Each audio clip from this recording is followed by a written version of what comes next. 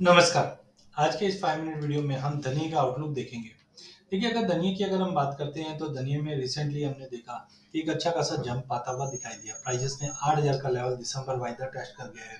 Slow and study सही, but पिछले 1 महीने में 17.5% की बड़ी तेजी हमने प्राइसेस में आते हुए देखी। पिछले 3 महीने में भी 8.5% की, लेकिन अभी भी पिछले 1 साल से अगर हम कंपेयर करें तो काफ़ी भारी गिरावट है। पिछले साल हमने देखा कि स्विंग भी बम्पर हुई थी और साथ में हमने ये भी देखा कि कहीं न कहीं अ, रशिया का जो माल है वो इंडिया में डिपोर्ट हो रहा था, जिसकी वजह से भी प्राइसेस में एक बड़ा फॉल आता हुआ दिखाई दिया और हमने 6000 का लेवल भी मार्केट के अंदर तोड़ते हुए देखा था।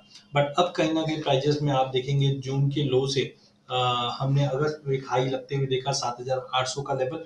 वहाँ से मार्केट में थोड़ा रिट्रेस ज़रूर हुआ था, बट अब कहीं न कहीं जो एफईडी का डर था वो निकल चुका है, जिसके चलते प्राइसेस में वापस एक अच्छी खासी शॉर्ट कवरिंग आता हुआ दिखाई दिया, जो 8000 का लेवल मार्केट ने रीगेन कर लिया है। अब अगले साल के लिए अगर हम बात करें तो कहीं न कहीं स्विंग के एरिया में ड्रॉप देखने मिल सकता है, जिसकी वजह से प्राइसेस में एक अच्छा खासा उछाल मिल सकता है। अदर फैक्टर्स की अगर बात करें तो अभी तक हमने 18% का जंप फेस्टिवल डिमांड और डोमेस्टिक डिमांड तो डेफिनिटली बढ़ी हुई है, क्योंकि फेस्टिवल डिमांड भी और साथ में हमने देखा था कि रिसेंटली एक अपडेट आया था सीआईडी का, जहाँ पे बताया जा रहा है कि करीबन 35 लाख शादियाँ मार्केट में बनी हुई है, जिसके चलते भी प्राइसेस में डिमांड बढ़ी हुई है।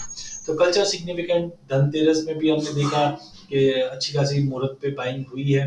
एक्सपोर्ट डिमांड भी धीरे-धीरे अच्छी रहने की उम्मीद है और अच्छी गिरावट के बाद एक स्टेबिलिटी मार्केट में बन चुकी है। तो हिस्टोरिकल लो देखने के बाद मार्केट में एक बाइंग बनी है। पोस्ट दिवाली भी अगर हम देखें तो अराइवल प्रेशर मार्केट में जो रहते हैं वो कम हो जाएंगे और कहीं ना कहीं फार्मर भी दूसरे जो क्रॉप है उस पर डाइवर्शन इस बार करता हुआ दिखाई देगा, क्योंकि एज कम्पेयर टू धनिया अदर क्रॉप्स काफी ज्यादा है और एक्सपोर्ट डिमांड भी चाइना रमजान ये आगे कंटिन्यू मेंटेन रह सकता है। कंसर्न्स अगले साल के लिए सुपर एलिनो का है, जिसकी वजह से इस बार के विंटर नेक्स्ट ईयर की भी क्रॉपिंग इन पे भी फर्क पड़ेगा। तो पोटेंशियली इस बार हम सोइंग के एरिया में जो कमी देखेंगे, क्योंकि राजकोट में जैसे कुछ लोगों से बात हुई तो उनका मानना है कि कहीं ना कहीं इस बार स्विंग 30-35% ही रहेगी। हम लोग का सबका उम्मीद था कि ऊंचे भाव को देखते हुए फार्मर 30-35% कम कर सकता है, बट इस बार कुछ जगह से अपडेट ऐसे आ रहे हैं, that is too early to say right now, but ऐसे अपडेट आ रहे हैं कि इस बार 30-35% ही स्विंग होगी। तो ये काफी कंसर्निंग हो सकता है, जो एक गेम चेंजर के रूप में काम आ सकता है धनिया के केस में। टेक्निकली भी देखें तो एक राउंडिंग बॉटम या कप एंड हैंडल फॉर्मेशन बना हुआ है, जो एक तेजी का रुख देता है। बट थोड़ा आप कंसर्न भी रखिए साथ साथ में, ऐसा नहीं कि हर चीज तेजी रहती है। पहला है वॉल्टिलिटी। पिछले दिनों में हमने चाहे हम जीरे की बात कर ले चाहे हल्दी की बात करें, वॉल्टिलिटी बहुत एक्सट्रीम बन चुकी है। तो ऐसे टाइम पे होता है कि आज 8,000 के ऊपर आया तो सेंटीमेंट पॉजिटिव होने लग गए। 2 दिन के अंदर अगर सपोज कोई नई चीज आती है और प्राइसेस टूटती है तो सेंटीमेंट वापस नेगेटिव बन जाते हैं। तो एक बार आप समझ के चलिए कि वॉल्टिलिटी बहुत ज्यादा मेंटेन है, बट हाँ फंडामेंटल धनिया के एज कम्पेयर टू बाकी टाइम सच है। पेमेंट क्राइसिस हमने जीरे के केस में देखा, उसके बाद एक फ्री फॉल देखा।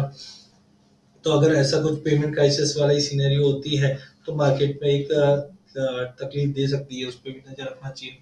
Dependency on new crop sowing वो भी काफी इंपॉर्टेंट है, बिकॉज एज ऑफ नाउ तो हम मान के चल रहे हैं कि सोइंग में कमजोरी, इनकेस अगर सेंटीमेंट चेंज होता फार्मर का तो वो भी इम्पोर्टेंट रहेगा। मौसम काफी इंपॉर्टेंट है, बिकॉज इस बार एलिनो सुपर एलिनो दोनों का इम्पैक्ट रहा। रशियन कोरिएंडर में भी अगर हम बात करें तो अभी प्राइस इतना ज्यादा कॉम्पिटिटिव नहीं है। बीच में वर्ल्ड स्पाइस कांग्रेस के समय पे हमने देखा था कि 6100-6200 पे काफी बाइंग हुई थी, बट ये लेवल्स पे हमने देखा है कुछ ज्यादा प्रेटिपेट नहीं दी। ग्लोबल इंपोर्ट थोड़ा बहुत अभी भी थ्रेट बन सकता है। अनप्रेडिक्टेबल वेदर कंडीशन है, इकोनॉमिकल अनसर्टेनिटी बनी हुई है, प्राइस में वॉलिटिलिटी कंटिन्यू मेंटेन है, जिसकी वजह से लॉन्ग टर्म जो प्लेयर है वो घबराए हुए हैं कोई पोजीशन बनाने के लिए। मार्केट में as of now over supply है।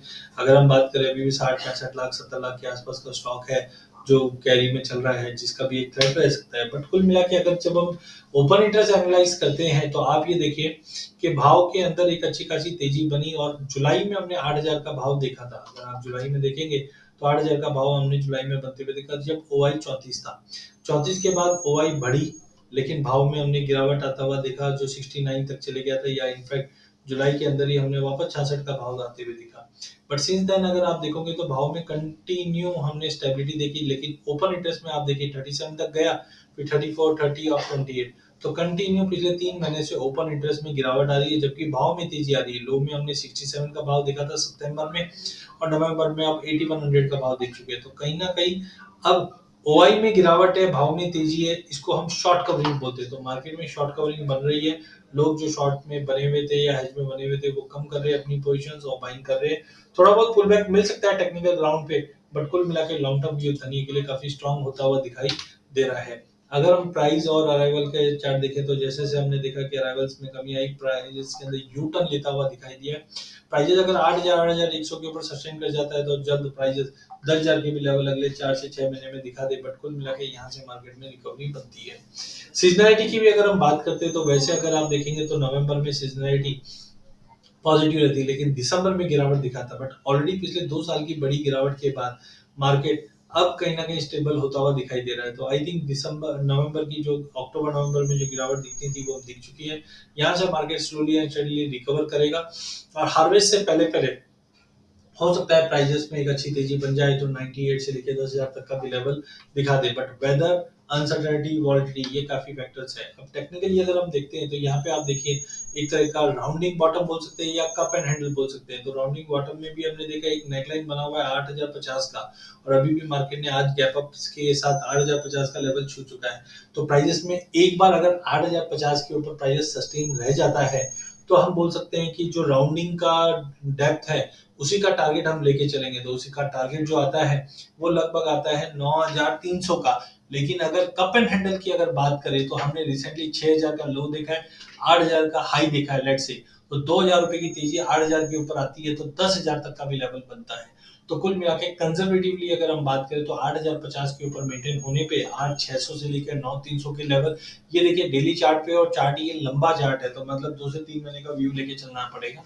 बट टाइमिंग मार्केट यहाँ से स्लोली एंड स्टेडीली पॉजिटिव होता हुआ दिखाई दे रहा है। मार्केट के अंदर बाइंग करके चलिए, फंडामेंटल भी मजबूत है, टेक्निकली कप एंड हैंडल बना हुआ है। आरएसआई भी आप देखेंगे तो 77 पे आ गया, थोड़ा ओवरबॉट जरूर है, इसकी वजह से हो सकता है अगले 7-8 दिन में अगर थोड़ा पुल बैक मिले तो लेके चलने जैसा मौका बन जाएगा, बट वॉलिटिलिटी मेंटेन रहेगी। तो कुल मिला के अगर हम बात करें एट 8,000 8,050 पे प्राइजेस 50 और 200 मूविंग एवरेज के ऊपर ट्रेड कर रहा है। 8,100 के ऊपर कंसिस्टेंटली होल्ड कर गया तो 81 से 8600 तक का लेवल मिल सकता है। अदरवाइज सपोर्ट 76 का है, जो फ्रेश एंट्री के लिए 76 का लेवल मानकर आप चल सकते हैं। बट लॉन्ग टर्म व्यू के लिए धनी पे नजर रखिए, अच्छा पैसा इसमें बन सकता है।